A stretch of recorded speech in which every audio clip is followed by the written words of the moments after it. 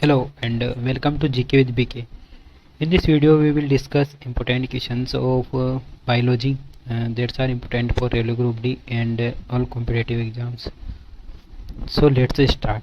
आज का हमारा पहला प्रश्न है डीपीटी की जो वैक्सीन होती है किस रोग के लिए असरदार नहीं होती, किस रोग में असरदार नहीं होती। तो फ्रेंड्स इस क्वेश्चन का आंसर हो जाएगा टाइफाइड। डीपीटी की जो वैक्सीन है जो मुख्य रूप से 3 रोगों के लिए लगाई जाती है, डिप्थीरिया और पर्टूसिस जिसे काली खांसी भी बोला जाता है, और टेटनस जिसे लोकजा बोला जाता है, टेटनस को लोकजा। इन तीनों रोग के लिए असरदार होती है डीपीटी की वैक्सीन। और डिप्थीरिया के लिए जो टेस्ट करवाया जाता है वो करवाया जाता है शीक टेस्ट डिप्थीरिया के लिए करवाया जाता है। और पर्टूसिस इसे काली खांसी बोला जाता है, वुपिंग कफ बोला जाता है इसे। और टेटनस इसे लोकजा बोला जाता है। और तीनों ही कैसे रोग हैं, ये जो है जीवाणु से या बैक्टीरिया से होने वाले रोग है तीनों ही, बैक्टीरिया। चलिए फ्रेंड्स देखते हैं नेक्स्ट क्वेश्चन।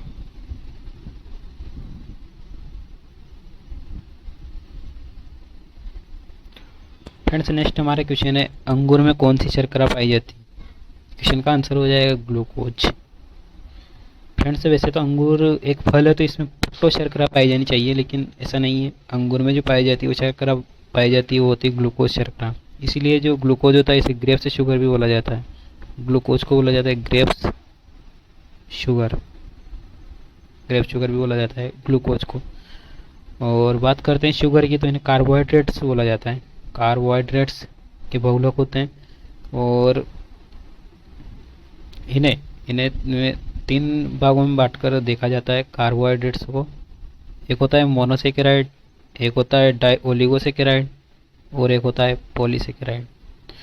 मोनोसेकेराइड इसमें जो है कार्बन का एक अणु, और इसमें जो कार्बन की 2 इकाइयाँ पाई जाती है ओलिगोसेकेराइड में 2 से लेकर 10 इकाइयों तक पाई जाती है ओलिगोसेकेराइड में। इसमें एक इकाई पाई जाती है, इसमें 2 से 10 और इसमें 10 से ज़्यादा, इसलिए इसे बोला जाता है मोनोसेकेराइड। ओलिगोसेकेराइड उसे बोला जाता है पॉलीसेकेराइड। और इनके उदाहरणों की बात करें तो इसमें आता है मोनोसेकेराइड में उसका उदाहरण होता है ग्लूकोज, फ्रक्टोज और गैलेक्टोज। ये तीनों मोनोसेकेराइड के उदाहरण हैं। और ओलिगोसेकेराइड की बात करें तो जो ग्लूकोज और ग्लूकोज से मिलकर बनती है एक शर्करा उसे बोलता है माल्टोज शर्करा, बोलते हैं माल्टोज शुगर। और ग्लूकोज फ्रक्टोज इससे मिलकर बनी होती है सुक्रोज। और एक शर्करा होती है लैक्टोज। तो ग्लूकोज और गैलेक्टोज इन दोनों से मिलकर बनी होती है लैक्टोज शुगर। बात करते हैं पॉलीसेकेराइड की, तो पॉलीसेकेराइड में स्टार्च और सेल्यूलोज ये सब पॉलीसेकेराइड के उदाहरण हैं।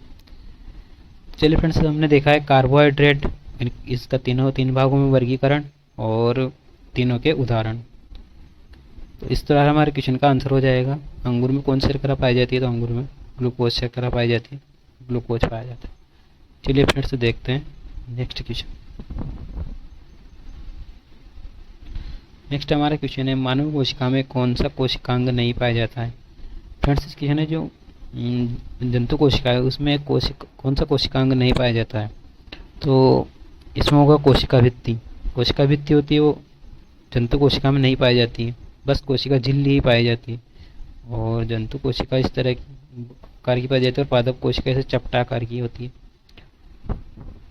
और फ्रेंड्स जो कोशिका भित्ति होती है ये अलग अलग जीवों में अलग अलग तरह से बनी होती है। जैसे पेड़ में कोशिका भित्ति इसकी बनी सेल्यूलोज की बनी होती है। और कवक में जो कोशिका भित्ति होती है वो काइटिन की बनी होती है। और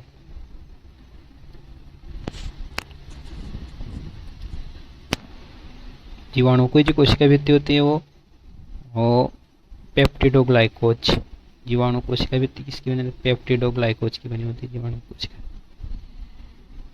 चलिए फ्रेंड्स बात करते हैं अदर ऑप्शन से की, तो सेंट्रोसोम कोशिका के विभाजन में मुख्यतः भूमिका निभाता है, मानव कोशिका जंतु कोशिका में पाया जाता है। राइबोसोम को बोला जाता है प्रोटीन की फैक्ट्री बोला जाता है। राइबोसोम को प्रोटीन का निर्माण होता है और करता है ये।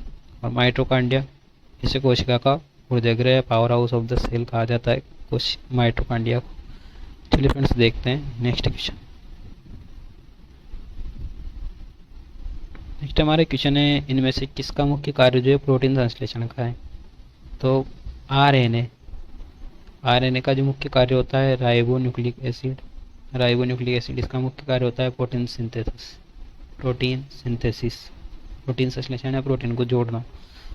और डीएनए डीऑक्सी राइबोन्यूक्लिक एसिड होता है और इसका जो कार्य होता है आनुवांशिक पदार्थों का परिवहन, आनुवांशिक पदार्थों को दूसरी पीढ़ी तक पहुंचाना डीएनए का मुख्य कार्य। और आरएनए का प्रोटीन सिंथेसिस। और बात करते हैं उधर ऑप्शन सी की। फ्रेंड्स याद रखिए, डीएनए को आरएनए में चेंज करने को बोला जाता है ट्रांसक्रिप्शन। डीएनए को आरएनए में चेंज करने का जो प्रोसेस होती है उसे बोला जाता है ट्रांसक्रिप्शन। और आरएनए को वापस डीएनए में बदलने की प्रोसेस जो होती है उसे बोला जाता है रिवर्स ट्रांसक्रिप्शन। बात करते हैं उधर ऑप्शन सी की। तो गोल्गी बॉडी ये भी जंतु कोशिका पादप कोशिका दोनों में पाई जाती है। अंतःप्रद्रवी जालिका एंडोप्लाज्मिक रेटिकुलम। और इस पे किसका निर्माण होता है, तो इसकी खुरदरी सतह पर निर्माण होता है प्रोटीन का। और इसकी जो स्मूथ सतह होती है उस पर निर्माण होता है लिपिड का। खोज अंतःप्रद्रवी जालिका की खोज की जाती है पोर्टर के द्वारा। चलिए देखते हैं नेक्स्ट क्वेश्चन। नेक्स्ट हमारे क्वेश्चन है कि विषाणु की खोज किसके द्वारा की गई। फ्रेंड्स इस क्वेश्चन का आंसर होगा इवानोव्स्की। वायरोलॉजी का फादर ऑफ वायरोलॉजी भी कहा जाता है किसको, इवानोव्स्की को। वायरस या विषाणु। और विषाणु की खोज इन्होंने काय में करी थी, किसमें करी थी, तो विषाणु की खोज इनने जो की थी वो की थी तंबाकू में करी थी। और सबसे पहले कौन सा वायरस पाया जाता है, मोजेक, तंबाकू मोजेक वायरस पाया जाता है। बात करते हैं अदर ऑप्शंस की। तो रॉबर्ट हुक कोशिका की खोज की थी, कोशिका की खोज करता रॉबर्ट हुक। इन्होंने मृत कोशिका की खोज करी थी लेकिन। और रॉबर्ट ब्राउन इन्होंने कोशिका में केंद्रक की खोज करी थी, न्यूक्लियस की खोज की थी रॉबर्ट ब्राउन ने। श्लेडेन एंड श्वान इन्होंने कोशिका सिद्धांत दिया था, सेल थ्योरी किसने दी थी, तो श्लेडेन एंड श्वान, इनके द्वारा सेल थ्योरी दी गई थी। चलिए देखते हैं नेक्स्ट क्वेश्चन।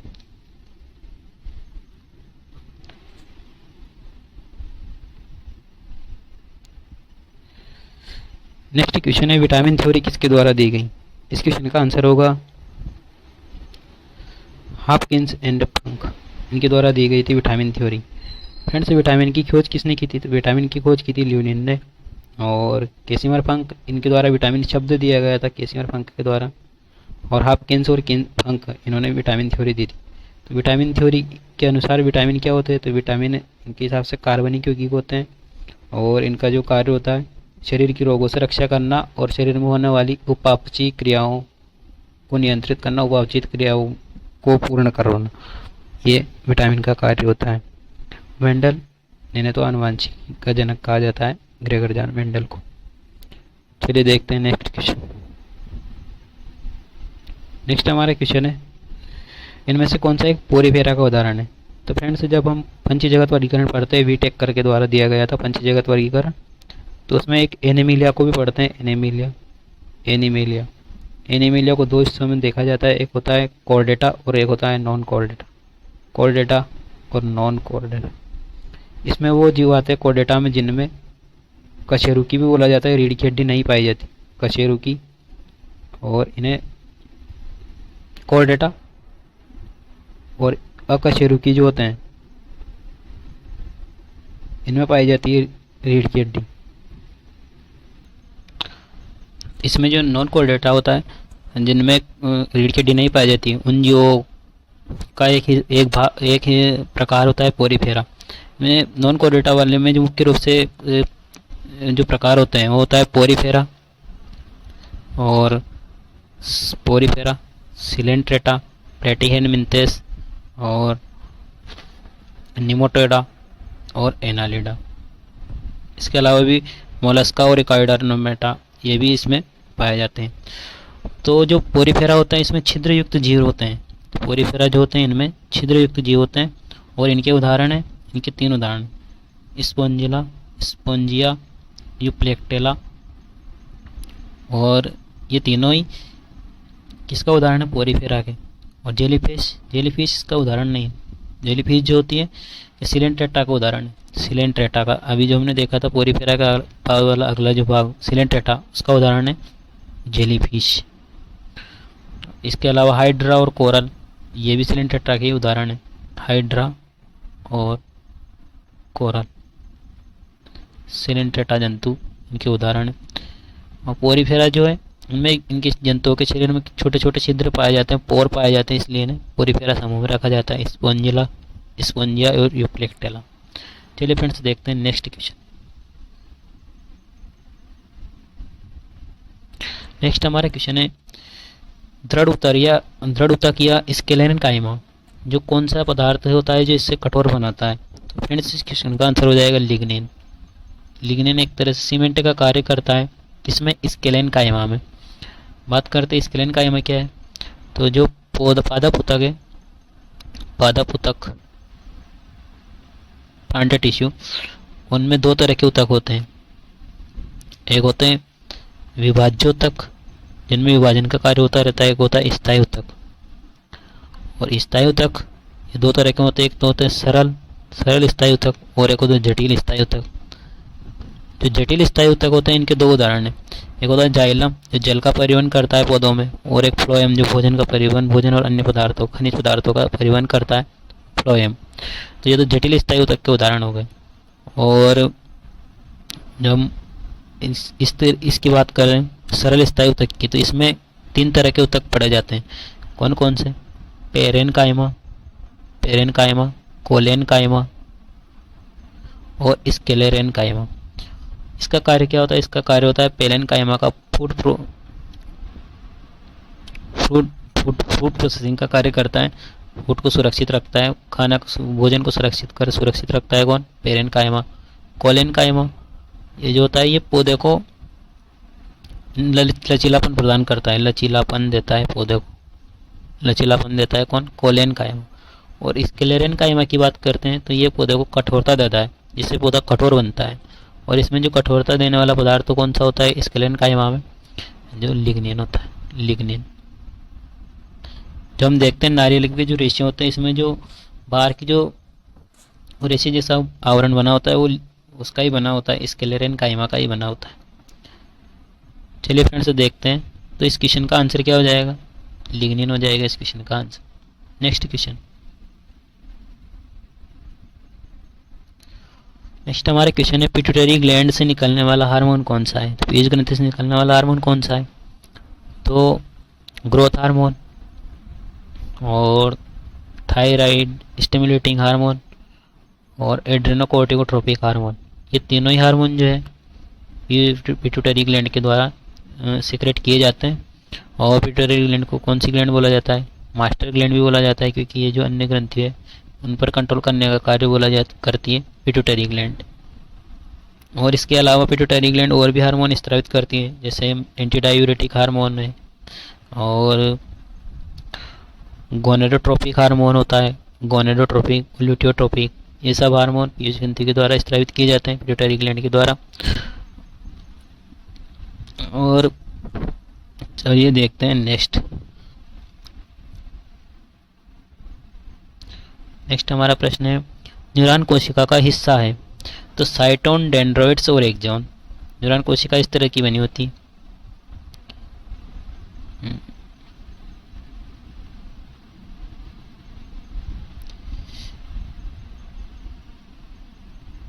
फ्रेंड्स जो न्यूरॉन कोशिका होती है इसमें जो इस बीच वाले भाग को कहा जाता है साइटोन, और इसमें जो आसपास इस तरह की जो आकृति पाई जाती है इन्हें बोला जाता है डेंड्रोइड्स।